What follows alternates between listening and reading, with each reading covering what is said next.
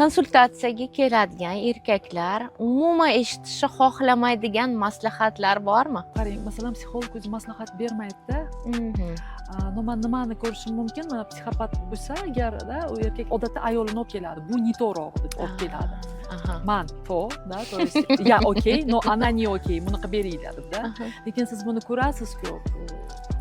Yo'q, siz ham mana bu yerda qo'shilishingiz kerak, siz ham mana bunday qilsangiz yaxshiroq bo'lardi, ayolingizga yordam bo'ladi, u ham sizga keyin доверительные отношения deganingizda mana shu narsalar bu yoqmaydi-da ularga.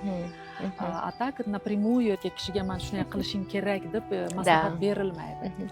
Ayollarga yoqmaydigan mavzular bormi? Shu bizga o'zi ko'p narsalar shu yoqmagani uchun ham, qabul qila olmaganimiz uchun ham o'sha bilan kelamiz-da psixologga. No хотя бы tan olsa ancha yengil bo'ladi odamga. Biz tan ola olmaymiz.